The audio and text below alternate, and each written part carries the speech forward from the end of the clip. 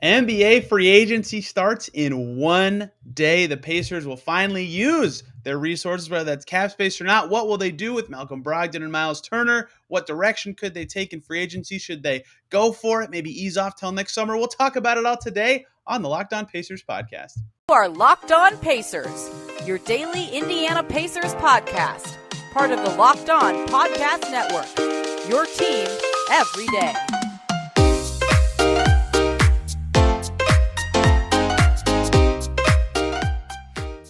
Welcome in to another edition of the Locked On Pacers podcast, where we, of course, talk about the Indiana Pacers as always. My name's Tony East. I cover the team for Forbes and the West Side Community News, and today it is now Wednesday, the 29th. Can you believe it? NBA free agency signings will be happening tomorrow, and all is relatively quiet on the Pacers rumor front for external candidates to be brought into this team, but the internal guys are creating all the buzz. We'll talk about it all today. The latest on the Pacers front, Chad Buchanan speaks on ESPN 1075, The Fan here locally in Indy. What did he have to say about Malcolm Brogdon and Miles Turner? We'll talk strategy for the Pacers this summer and more. Joining me to do that, Mr. Derek Schultz, Indy sports personality, superstar extraordinaire, whatever awesome word you want to use. Derek, do you like off seasons when the Pacers stink and are rebuilding? Do you like when they're better? How do you feel emotionally about this team after they had a really important draft and now what looks to be a quieter free agency? Yeah, it's always kind of sad when the draft is over because there's just a level of finality to it, especially when you are anticipating the Pacers having their first single-digit pick since 1989, which I'm not entirely sure, Tony, but that predates your existence, correct? It does. Okay, yeah, that's what I thought. And, I was in first grade or whatever when they picked George McLeod. That was a long, long time ago. But I just think the common theme, at least for me, this offseason has been optimism. And it's rare to feel that way because I think I speak for a lot of people around the Pacers when I say that you just kind of fell into this like large level of apathy with the last group. And maybe if they were all healthy, maybe things would have been different, but they weren't ever really healthy. And even if they were, I think if you were a betting man, you would have said that was a team that could have probably capped out at a first round playoff series, Eastern Conference semifinals type of team. And so now everything's kind of new and fresh and exciting. So I'm excited about free agency for the first time in a while. I think a couple of dominoes might have to fall before we really and the dust has to settle before we figure out who the Pacers are going to be. It's not a situation like it is with Chicago or Miami or New York or some of these big markets where when free agency starts, boom, you're out there swimming in the waters. The Pacers are one of those teams that have to sort of wait around and kind of get the lay of the land. But I'm excited. I'm optimistic, and I'm ready to turn the page to a new era for this franchise.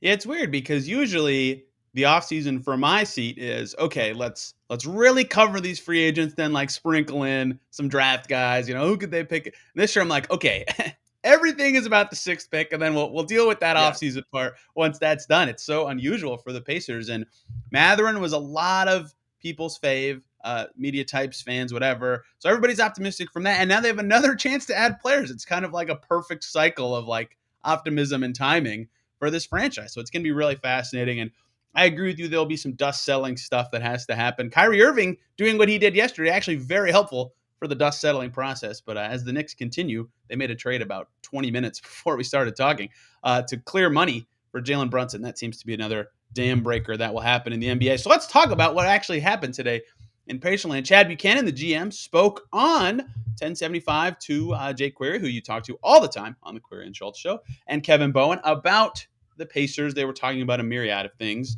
on this segment. You can listen to it straight on that website, 30 minutes of Chad Buchanan. And he talked about both the availability of Malcolm Brogdon and Miles Turner. Who would you like to talk about first, Derek? Because I think a lot of what wasn't said is important, but at the same time, that's the player more people want to hear about. Let's talk about Brogdon first, because I think you agree with me here. You could talk me into Miles Turner being on their opening day roster. I would be floored if Malcolm Brogdon is on the opening day roster. I think it's an inevitability that he gets moved. So let's talk about Brogdon first. Yeah, that's perfect to me. I agree with what you said. I mean, Turner's age is still in the rebuilding range. He's 26 years old. Like, he's not Mhm. that much older than Chris Duarte, which says a lot about both of those players, ironically. But, he's in a rebuild range. Like, no matter what they do with them, I could be like, okay, I get it. That makes sense. If you want to keep him, great. Brogdon is old and plays this older, not old, he's only 29, older and plays the same position as their franchise cornerstone. The reasons have been rehashed a million times. He also has not played, or he's averaged under 50 games played per season with this team. You talked about the health when we opened up. Like, it's just not the right fit anymore for either party. So I Yeah. think most expect him to be moved that I've talked to. And, the reason I said what Chad didn't say was important to me is, Jake asked about Miles after Brogdon, and Chad said straight up, we are not actively shopping Miles Turner, right? Clear cut, very obvious there. And that's not to say he won't be traded, but they're not shopping him. When they asked about Brogdon, that was not what Chad Buchanan said. He said, I hear a lot of things about Malcolm, and he said nice things about him as a player, but he said, with our job, we win 25 games. We have to look at stuff to be better in the long run, have to consider opportunities when they're out there. Yeah, I agree with that 100%. And that did not give me any change to my thought that Brogdon will likely be dealt this summer. And I think that might be the very first move the Pacers make, or one of, because knowing what they get in return for a good player could kind of dictate the rest of the moves they make this summer. Do you agree with that? Yeah, I do. And I think actually, since I am a Locked On Pacers listener, I was listening to your episode with Mark. Actually, on the way back, we took like this super random family trip to Iowa. My kid is obsessed with crossing off states. He wants to visit. So we've visited like 17 states and we just drove out to Iowa. And I think Mark, I don't remember if it was you or Mark who said this, but it was a great point. Sort of how the Pacers have operated, not by what they've said, by what they've done. And look what they just did in the draft. Your first two picks were Matherin and Nembhard, a guard, wing, off-ball guard.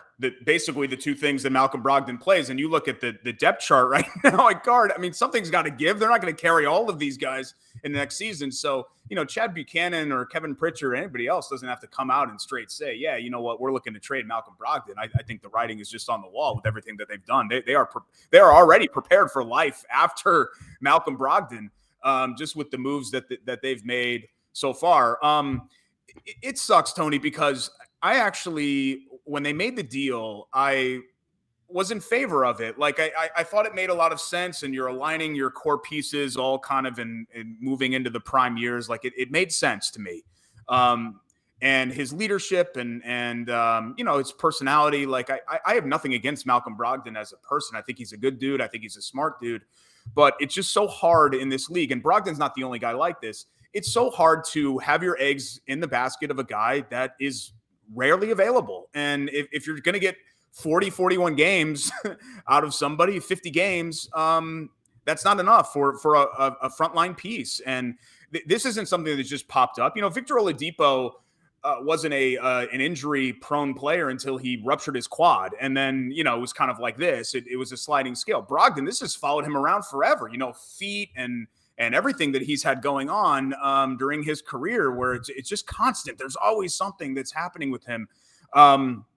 It looks like there's value there still. It looks like teams are still interested. I don't think you're going to get, maybe what you thought you were going to get. And I think looking back, maybe the extension, things changed very quickly right after they ended up coming to terms with that extension for Brogdon. So you do feel for the Pacers a little bit there. I'm not trying to be an apologist for Pritchard or anything like that. Look, it's a deal that didn't work out, but I still think that you can make good on this. I don't think you're going to have to eat a crap sandwich to unload Malcolm Brogdon. I think you can get some value back and do a deal that makes sense while also doing the inevitable and moving on.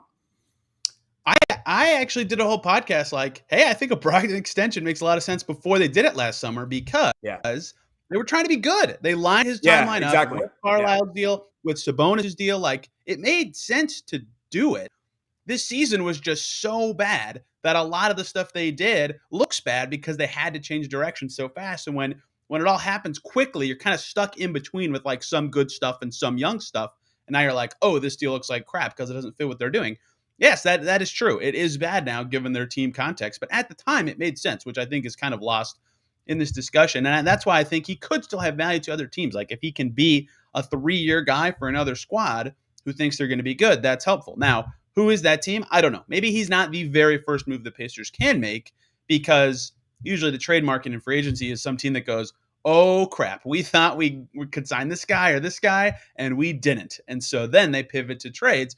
So maybe the Pacers can't just right away agree to something and shuffle the chairs and they're done. But, I think that will be one of the things that the Pacers try to get done, try to help settle in their team. And guard for forward trades can be difficult, but to the extent that it matters for the Pacers, you brought up the logjam. They need forwards very badly. Any future asset could be great. Like anything really makes sense just given what the team situation is. So yes, the extension timing didn't work out. Yes, it's time to move on, and I think it's going to happen. But how it happens in free agency, what it means for the Pacers is still kind of to be determined.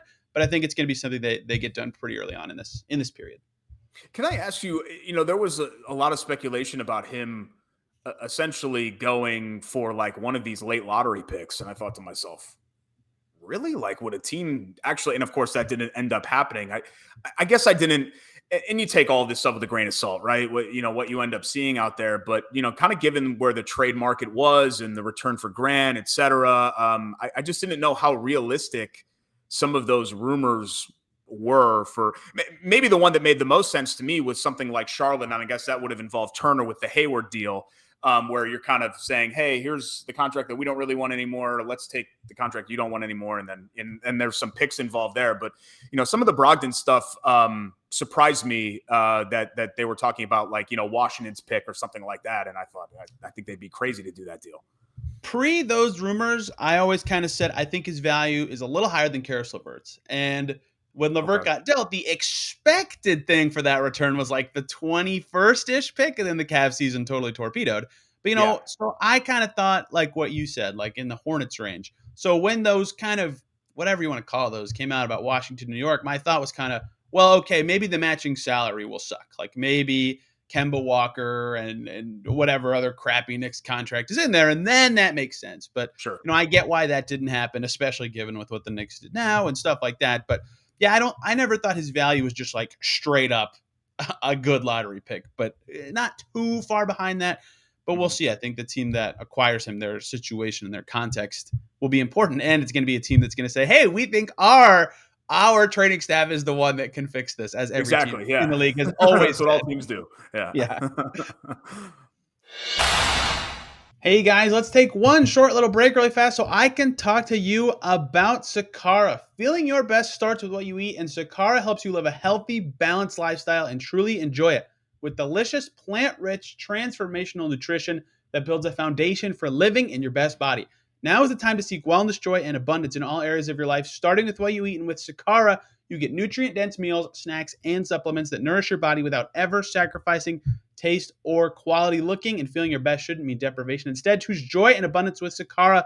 They're a wellness company anchored in food as medicine, on a mission to nourish your body through the power of plants. Their nutritionally designed, chef-crafted breakfasts, lunch, and dinners are made with powerful plant-rich nutrient ingredients, helping boost your energy, support your digestion, curb your sugar cravings, and get your skin glowing. It's delivered right to your door. And right now, Sakara is offering our listeners 20% off their first order when they go to sakara.com/lockedon20 or enter the code lockedon20 at checkout. Two different ways. That's Sakara, SAKARA.com/lockedon20 to get 20% off your first order. That's sakara.com/lockedon20. Let's do Miles now. And this one was more definitive. And I have said this on this show, so I feel good here. Scott Agnes also wrote a piece saying the same thing today. The national buzz is there. I get why. I have not quite heard the same about Turner's availability. I think if the right offer came, they would deal him. A younger team is good, but not that he's like being shopped or anything like that. And that is what Chad Buchanan said directly. We are not actively shopping Miles Turner. Talked a lot about his successful 7 years with the Pacers, and it's a good situation for Miles Turner, who finally can be the lone center he's always wanted to be, can up his own value for free agency next year, or if things go well and he loves playing with Tyrese Halliburton and Benedict Mather and Chris Duarte, hey, you can extend at any time this season. Like, he holds a lot of cards right now, and so that's a little risky for the Pacers, obviously, but his value could go up, especially if he gets a little healthier. I mean, I think it makes sense that if they get the right offer, sure, move him, but that they aren't in the same position with him and Brogdon. They're saying, yep, we are willing to take our very good 26-year-old center into the season. Yeah, my kind of feeling was that you see what's out there, obviously. Maybe you don't actively shop, but you certainly don't hang up the phone if somebody calls. And I don't think it's the worst idea in the world to just carry him into this season. And let's see. Now that he's not shackled to Sabonis anymore, let's see, finally, right? People are making the joke, well, this is year 7, year 12, in 2030, we're still going to be, hey, maybe this is the year that Turner takes off. Like, I get it. I get that people are, okay, let's go. Like, what is this guy going to be? I guess for me, Tony, I've always kind of accepted Turner as he is.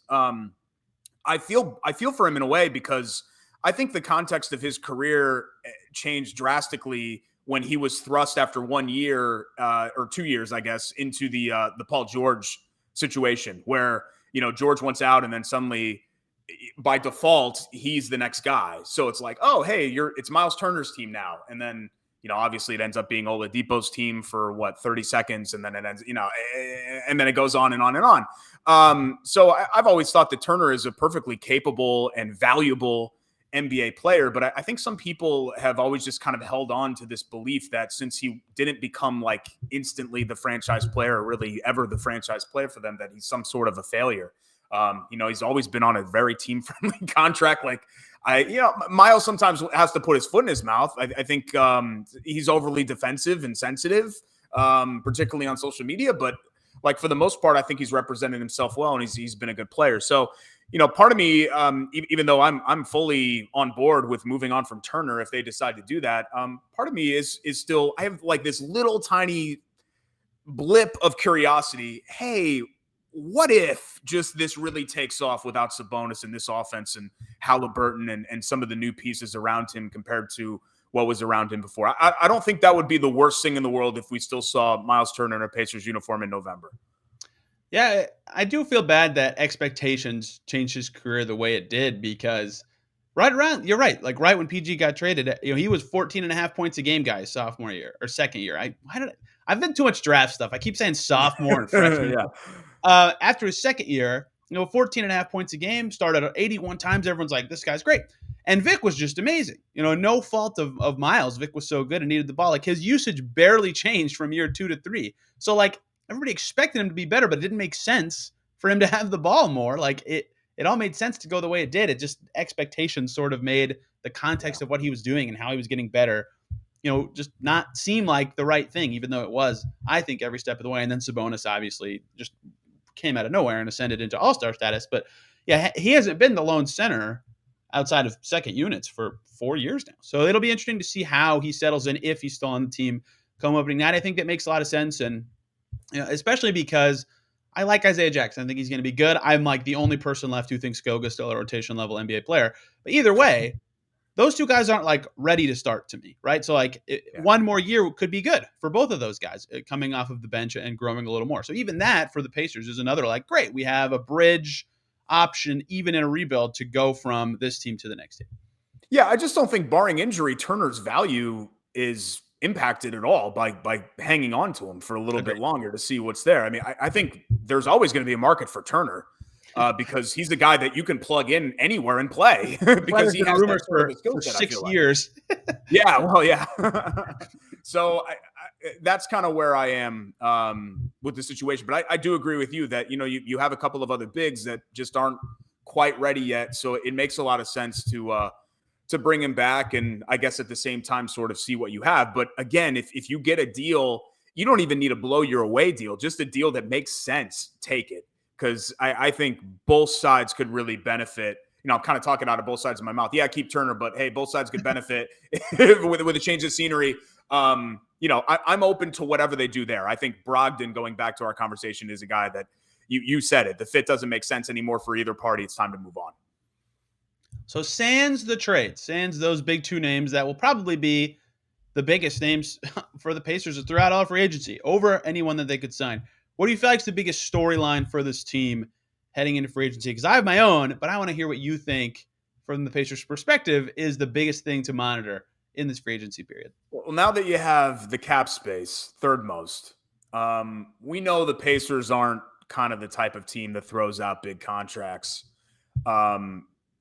What are you willing to do with that flexibility? Because there are a lot of teams that don't have that flexibility that need you to take on, hey, take on something bad here, and then we're going to give you something good attached to it. So I'm intrigued by what could happen there. When you look at the in-house free agents,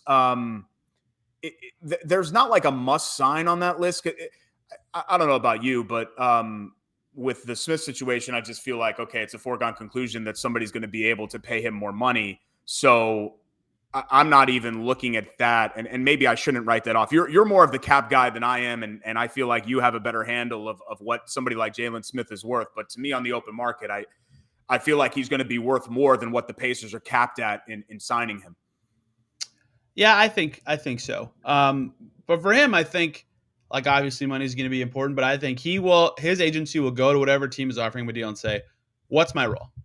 Am I playing at least 20 minutes a game? If they say no, they just hang up, because he's like, how many top 10 picks are a free agent after 2 years? This never happens. Never, right? This is so unusual. So they have to hunt for fit and situation way more than the typical free agent, like way more, because if he even has like half of a bad season on his next team, no one's going to offer him big money after this coming season. So if the Pacers are willing to say, hey, you're our starting four day one, they've got a shot, I would think. Mm-hmm. And especially after some of these cap space teams got centers in the draft. But yeah, they're really limited. And if you're a young team that has space, like, why not? He's like 21 years old and was a 10th pick a couple years ago and looked awesome for a bunch of games. Like, even though he hasn't proven it and he might not be that good, that is such a unique opportunity that it might be worth spending the money. And he's the exact type that this team would want to use. Like, if, let's say, Jalen Smith's third-year option was declined by somebody else and he was out there for the Pacers to sign, that's exactly the type of guy that you would want, right? In this situation 100%. Where you're buying relatively low or middling low on a guy that is so young and still potentially has so much left to kind of prove there. I know everybody wants to talk about Lance, and I love Lance. I mean, everybody likes Lance, even the people that don't want Lance. I think the issue is that you don't want Lance now in his 30s to be taking minutes from a young player who you're trying to develop and all of that. But I'd love him for the, like an Al Jefferson type sort of role. I don't think he wants that though. I agree. I think Al Jefferson understood, okay, this is where I am, and I'm cool kind of being like the tutor or mentee, whatever, mentor, I guess I should say is the right term there. I think Lance wants to play. I think he loves it here, but I think he wants to play at the end of the day. The problem for him is that he needs somebody else to give him the chance to play. So I'm interested to see what happens there. I'm interested to see if there is any sort of a market for TJ Warren, where a team looks at him and says, you made the joke about Brogdon and their team physician, hey, we can fix him. When Warren's been healthy, he's been a really capable player. And maybe if you're bargain shopping, with teams being as cap strapped as they are, maybe that market is a little more vibrant than we thought it was going to be. So that's the other one that, and I'm assuming they're going to take care of, again, I always acquiesce to you when it comes to this stuff. I'm assuming they're going to take care of the team option on Brissett, right? And so that's essentially is, we're not even, Rubio is not a non-topic. We're not even really talking about anybody else. I don't feel like in that group of free agents. You don't think Ricky Rubio on a team with 8 guards makes sense? Come on, Derek. You forget he's there, Yeah. He's kind of like, I'm not, over the years, I have eroded away in I used to love Bill Simmons before all of his teams started winning everything like 20 years ago when I was in high school. I was like, oh, this guy on page 2, he's awesome. But one thing that always stuck with me is that he always called Theo Ratliff just Theo contract or something like that. Like, he only referred to as that. And that's sort of how I look at it with what Rubio's been. And there are always NBA guys like that who just get shuttled around just because that's their contract. One of my favorite Theo Ratliff facts on his basketball reference page, there was a season he played 85 games because of when he got traded. The team he went to had like way fewer games played, and he played every game for both teams. So he played 85 games in a season. Incredible. And so like they bold the stat if a player leads the league in something. And so I saw that Theo Ratliff like led the league in something. And I was like, what? Wait, how did he play 85 games? Very strange.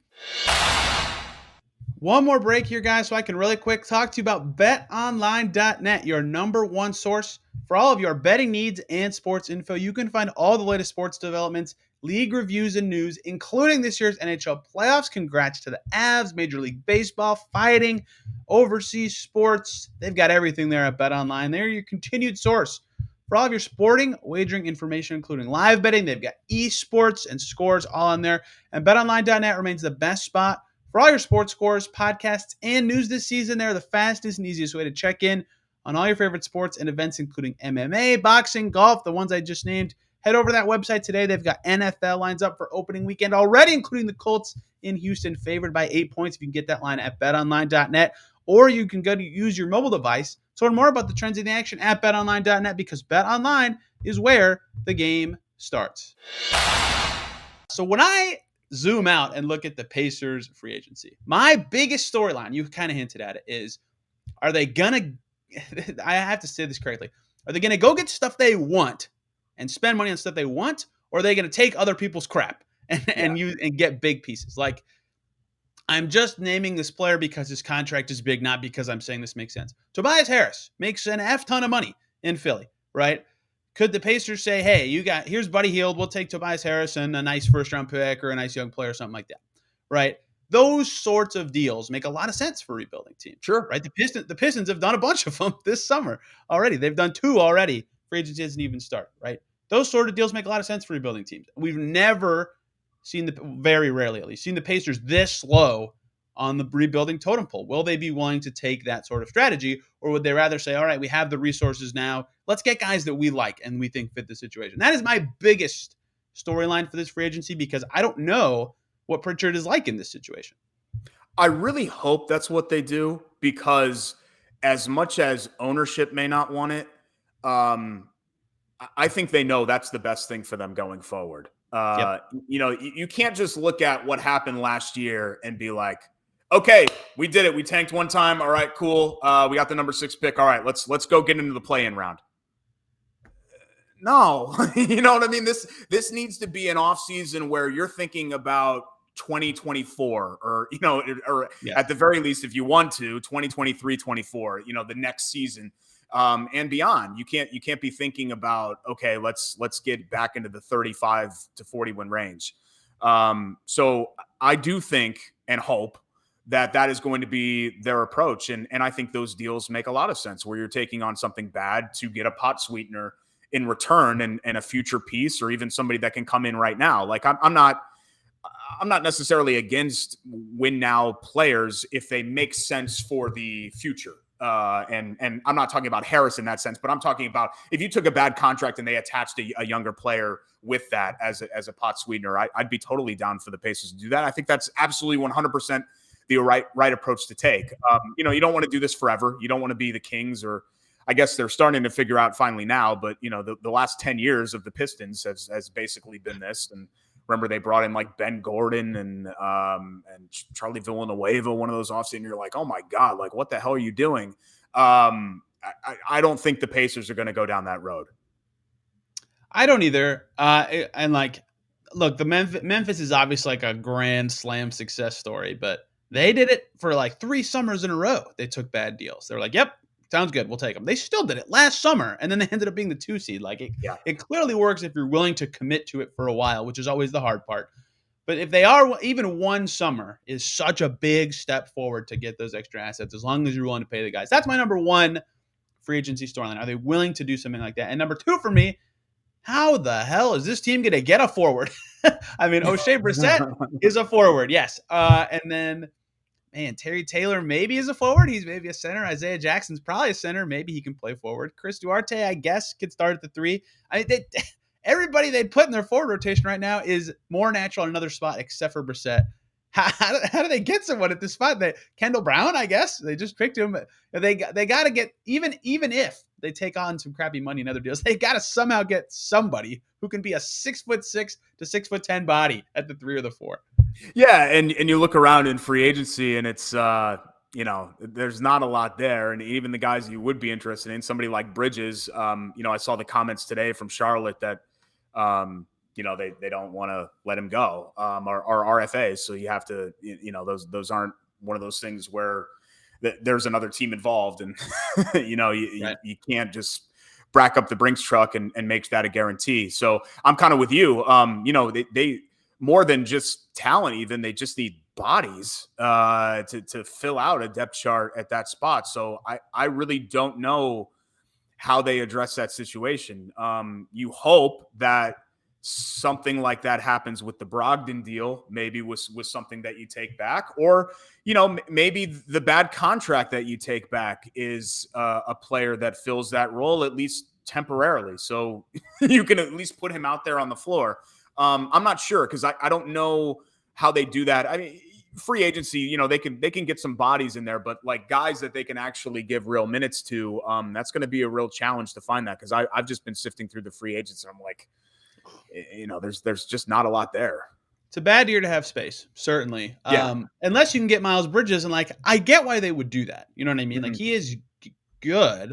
Paying him a lot of money is like, I guess I would get it, but he doesn't seem like the guy for this team right now to like really push him over the edge. Same with Ayton. Like again, two very good young players. I was just going to say, that's exactly how I feel about Ayton. And again, Tony, are you worried about getting in a position again where the names and faces change, but the same problem arises where you've got a roster at the top with a bunch of B minus players, and that's what they just had. You know what I mean? Right. Like Karis LeVert is a good player. If Karis LeVert is your second best player, you're screwed.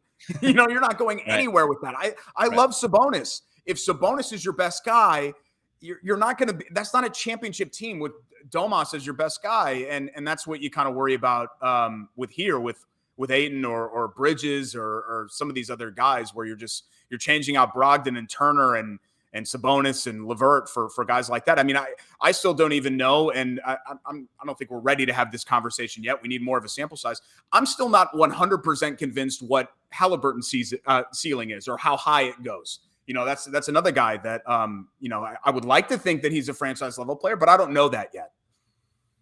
I'll be the guy who says I think he will be, but I feel like I hope so. Good. I feel like I'm the only one who's already there. I only played 26 games with the Pacers. Like I totally understand everyone being like, yeah, my feet aren't. I'm not jumping feet first into that yet. I'm like, all right, I get it. I mean, I think he's that guy, and that's why even if Mathurin doesn't turn out to be as good as it seems like people are hoping he can be, I still think they're in a pretty good spot. But the biggest reason to me too against these big offers for Ayton or Bridges or whoever. And again, I would get it if they did it. They're good and young. Like, that makes sense. Great. Is like, that's it. That's your team, right? If then Halliburton's ceiling is closer or is not as high as I think it is, that's your team, right? You pay Halliburton next summer, boom, you're done. You're capped out. You got your team. That's not good enough. That's really risky. You got to know what you've got. And if they think Bridges or Ayton could be that guy, look, I would get it. But they're really hoping next summer goes amazing if they do that. And I don't think they're willing to do that. Do you have any other storylines for this free agency period you think we've missed, or have we covered the bases for a team that's probably going to be big major trade, a little piddle diddle signings here and there and out? I mean, I think we've covered it in the sense that I think where you're going to get the big splashy stuff, if there is big splashy stuff, is via trade. And that kind of fits Pritchard's MO, right? That's sort of that's been how he's operated for his entire career. And to an extent, that's how the Indiana Pacers have operated as a franchise. Right. Yes, they the Paul George pick, the Reggie Miller pick, sure, but they basically bridged the Boom Baby era to the 2000s thanks to the Dale Davis, Jermaine O'Neal trade. The later era of the Boom Baby was from dealing an aging Mark Jackson and getting Jalen Rose back. And like everything that they've done a lot of the time has been trade related, where they've been able to kind of push them over the top and into contention. So that's where I think the plays for them are going to be. But there are a lot of NBA teams looking at the Pacers and their cap situation thinking, I wish we had that flexibility, So I think that's something to give you a lot of optimism moving forward here, is that they can be really, really flexible, where they've been, they were completely inflexible last summer. And now, you can basically do whatever you want. Even if you think all of Kevin Pritchard's signings have been mediocre at best and junk, and his draft history is what it is, he can trade. That guy can make some trades. And so if you are, and I agree with you, of the opinion that trades are going to be the biggest thing the Pacers do this summer, you got to believe they've got the right guy in charge to lead them through an offseason like that. So I think they're in a good position with their optionality, with what their path will be to have a good free agency period. But I'm not going to pretend like I know everything they're going to do, because I don't know everything they're going to do. Derek, thank you for the time. We are now 2 minutes and 30 seconds longer than I thought I'd hold you. I apologize for that. Where can people follow you and your musings about both the Pacers and all of Indy sports these days? Well, if you're not listening and you're watching, you see it on your screen at Schultz975 on Twitter.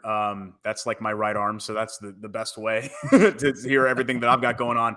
QueryandSchultz.com, Schultz Star Show, weekly podcast with the Indy Star, drops every week, usually Wednesday or Thursday. We're going to have an old Indy alum, a Wish TV alum, Ashley Adamson, who's been with Pac-12 Network for 10 years now. So she left Indianapolis to go out west. She's going to come on to talk Matherin later this week. And then every once in a while, I write something for Indy Monthly. They tell me write when you feel like, which is great. That's a great employer, I guess, to have. And so you can check that stuff out online too. But all of that really through Twitter at Schultz975. Derek just wrote about the draft with interesting stats about the highest scoring Pacers in franchise history, and if they were drafted by the franchise or not. Spoiler alert, most of them were. So yeah, isn't that crazy? I mean, I thought, Jermaine O'Neal is the only one, I think, of the top 8 that actually wasn't drafted by the team. I thought, and we just mentioned all this trade stuff, but it's crazy to think that. I'm going to miss that 1989 stat, Tony. I'm happy that the Pacers got that single-digit pick. I'm going to miss that.